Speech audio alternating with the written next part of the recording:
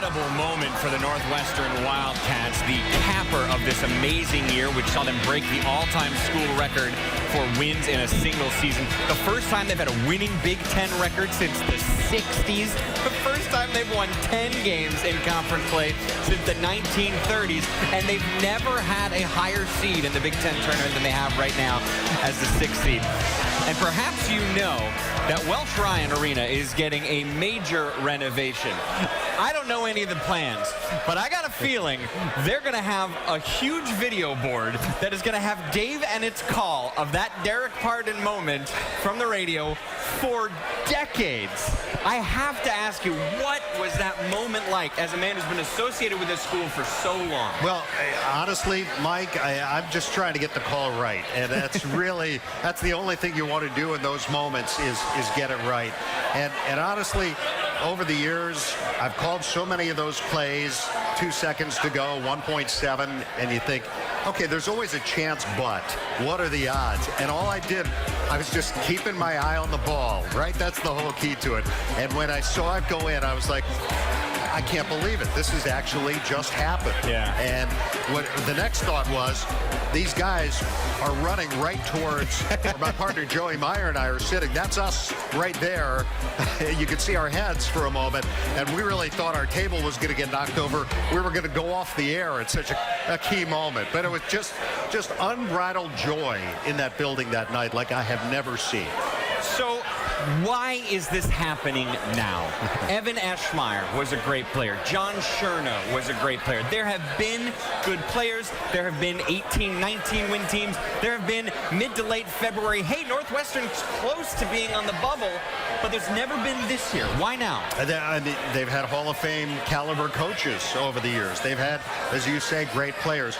I think there are a couple reasons. I think that the landscape has changed a little bit in college basketball, and I think the way games are scheduled now, it's a little different. I think you play more games, so you have more opportunities than maybe some of those teams did. I think this team is deeper. I think that the top to bottom of their roster, just like the top to bottom of the Big Ten is deeper, I think the top to bottom of the Northwestern roster is deeper than maybe it was in the past. Chris Collins came in, he said, we're not going to win with schemes, right? We're not going to win with less talent, but smart basketball players. We're going to beat teams in this conference with good basketball. How different is this team from your perception? How different are they compared to some of the teams of the past? Well, I mean, they have played man-to-man defense primarily, which Northwestern teams didn't always do. Even Chris's first few teams didn't do it. And, you know, you even look at that game-winning play. It's not like this was a fluke play.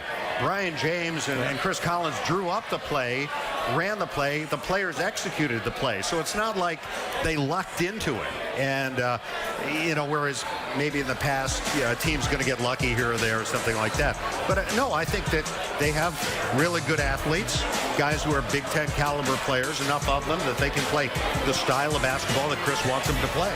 There are many layers of that play. And one of the most important things to me is kind of who gets the credit, because it's all about perception, and I want to be the coach of the year, so I've got to get the credit for it. Can you speak a little bit about the security of Chris Collins to be able to say, Brian James really pulled me aside and said, this is what we should do? He came on our post-game show right after the game, and he said, first thing he said when we asked him about the play, said one of his assistant coaches said, we're playing for overtime, right? And he said, no, let's go for it. And he turned to his assistant coach, Brian James. He said, all right, give me a play. And he gave him the clipboard or the whiteboard and said, let's go to work. And he did, and drew up the play. I asked him the other day before the Purdue game, I said, all right, so Chris, 1.7 left, tie game today. You're taking the ball out at the other end. What play are you going to call? He said, Chris, no question. We're calling the play. And that's how it will forever be known.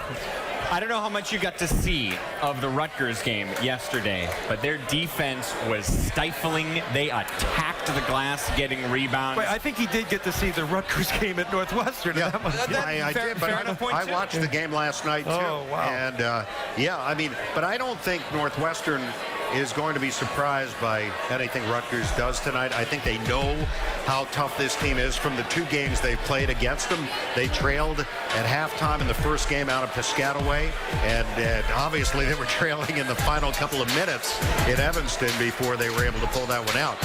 I think there are a couple of key differences. I think Northwestern's healthier now.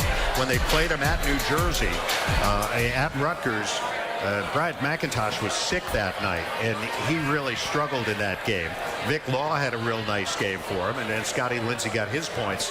When they played in Evanston, it was Scotty's first game back from his 4-game layoff because of illness, and he wasn't quite ready to play a lot of heavy minutes out there and struggled a little bit. I think all those guys are healthy now. I think that's a big difference. That said, I think they know what they're in for tonight. I want you to tell me, Mike, you're crazy. I'm allowing this option for here's why. I do it a lot. So I get that. As a sports fan, I want this Northwestern to be a lock. And I feel like the narratives, now that they got that win, they are a lock. But I look at that resume, and I see a pretty good resume and not an amazing one. I see a strength of schedule 62, RPI 54, only 4 wins against the top 50. And here's where I'm thinking, not to be doomsday, but one of the best things on here is no bad losses. Right. No losses against 100 plus. Right. But hypothetically, if things don't go well against Rutgers, they do have a 100 plus loss. And I'm just saying, Illinois a week ago went from being on the bubble to totally gone because they lost to Rutgers. Tell me why I'm crazy, why I shouldn't be a little worried about Northwestern. I came in here, Mike, feeling so good. I was so happy to see you and John spend some quality time with I hope you got your drink ticket too now. Jeez almighty. Come on, Mike. You know, it's a very valid point. Very valid point. They don't have any one of those so-called bad losses. The worst loss, really, that they have was the loss at home to Illinois at the time. Illinois obviously played better starting really with that game. Yeah, this would be a bad loss for them. Would it knock them out of the tournament?